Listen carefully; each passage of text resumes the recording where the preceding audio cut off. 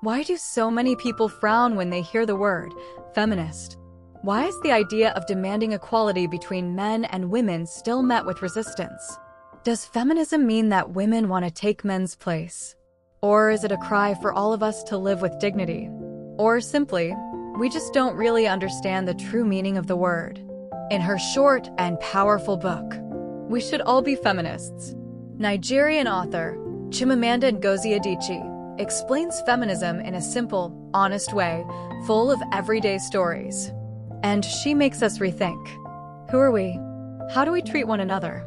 What values are we teaching our children? Before we dive into the book, let's get to know the author. Who is Chimamanda? And why this book? Chimamanda Ngozi Adichie isn't just a writer, she's one of the most influential feminist voices today. She's the author of powerful novels like Half of a Yellow Sun and Americana. But in her TEDx talk, which she turned into the book We Should All Be Feminists, she spoke not just as a writer, but as someone who sees injustice, feels it, and decided to speak out. The book isn't long, about 50 pages, but it's the kind of book you read in an hour and think about for days. It's a book about feminism, but not the stereotypical kind. A feminism that brings people together, not divides. A feminism that says, I'm not against you, I just want us to be equal. The book focuses on key points like, feminism is not aggressive, it's a call for equality. We must redefine masculinity and femininity, away from rigid stereotypes imposed on us. Education is the starting point. If we raise boys and girls with equal respect, the results will be completely different. We all need to think, reflect on our beliefs, and consciously choose who we want to be. Now, let's dive deeper into the book. The main idea. We teach girls to shrink themselves. Chimamanda begins by saying the problem starts very early. As societies, we raise girls to give in, to sacrifice, to be shy, and to diminish their dreams. We raise boys to always be strong, not to cry, and not to show weakness. Girls learn to be ashamed of their ambitions. That success should not be too much. That their clothes, laughter, and achievements all have to be just right to please society. And that some places and positions are reserved for men. Don't even think about approaching them. The person more qualified to lead is not the physically stronger person, it's the more intelligent, the more thoughtful, the more creative. And none of these qualities are determined by gender. And the author asks seriously, why should a woman's success be a threat to a man? What if we decide to simply dispose of that word? The author begins the book with a personal story from when she was a child at school. The teacher announced that the student with the highest score would be the class monitor. And indeed, she got the highest score. But the teacher chose another boy, not because of anything except that he was a boy. Chimamanda said, and I got the highest score on the test. Then, to my surprise, my teacher said the monitor had to be a boy. She had forgotten to make that clear earlier. She assumed it was obvious. A boy had the second highest score on the test, and he would be monitor. Although she was only 9 years old at the time, the incident hurt her deeply, and she said, I have never forgotten that incident. She explains, if we do something over and over again, it becomes normal, comma. If we see the same thing over and over again, it becomes normal. If only boys are made class monitor, then at some point we will all think, even if unconsciously, that the class monitor has to be a boy. If we keep seeing only men as heads of corporations, it starts to seem natural that only men should be heads of corporations.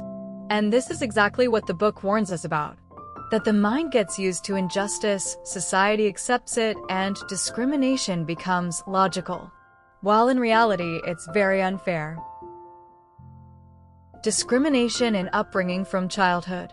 Chimamanda says, we raise girls to see each other as competitors, not for jobs or accomplishments, which could be a good thing, but for the attention of men.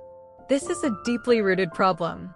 When girls grow up learning their value depends on others' opinions, not on their minds or personalities. They start to watch, imitate, and fear outshining others to avoid being disliked. We tell girls, speak quietly, don't laugh too loud, watch your appearance, don't show you're smarter than boys. On the other hand, boys are raised the opposite way. Be a man. Don't cry. Don't be weak. Be dominant. We do a great disservice to boys in how we raise them. We stifle the humanity of boys. We define masculinity in a very narrow way. Masculinity is a hard, small cage, and we put boys inside this cage. We teach boys to be afraid of fear, of weakness, of vulnerability. We teach them to mask their true selves. The result, we create a confused society where girls are afraid to stand out and boys aren't allowed to express their feelings. Chimamanda asks seriously, what if, in raising children, we focus on ability instead of gender? Men are victims too. Yes. Although injustice affects women in many ways, men also suffer from the traditional masculine image society has forced upon them. Chimamanda says, men are deprived of space to express themselves, to show weakness or tenderness. Because masculinity for some means toughness, control, and dominance. This imbalance makes relationships between men and women uneven, because both wear the masks society forced on them. The problem with gender is that it prescribes how we should be rather than recognizing how we are. Imagine how much happier we would be, how much freer to be our true individual selves if we didn't have the weight of gender expectations. Feminism is not against men. This is one of the most important and clear messages of the book. Chimamanda doesn't say, let women take men's place. Nor does she say, give women everything and that's it, She simply says, let's start fresh with justice, respect, and the idea that we are human before any category. True feminism is the desire that every individual, whether man or woman, has the same opportunities, respect, and right to express themselves freely without unfair social restrictions. Why the word feminist? Why not just say you're a believer in human rights? This is a real question many ask. Why call it feminism? Shouldn't we just demand equality? Why give a special name to something obvious? Isn't feminism part of human rights? Chimamanda answers simply about equality. Because we are not equal yet. If there's a race and one person starts 20 meters ahead, it's not fair to say the race starts at the same line. Feminism is not anti-men, not hatred. It's simply an acknowledgement that there's a problem and it needs fixing. As for why it's called feminism and not human rights, simply put, because that would be dishonest. Feminism is, of course, part of human rights in general, but to choose to use the vague expression human rights is to deny the specific and particular problem of gender. It would be a way of pretending that it was not women who have, for centuries, been excluded. It would be a way of denying that the problem of gender targets women. That the problem was not about being human, but specifically about being a female human.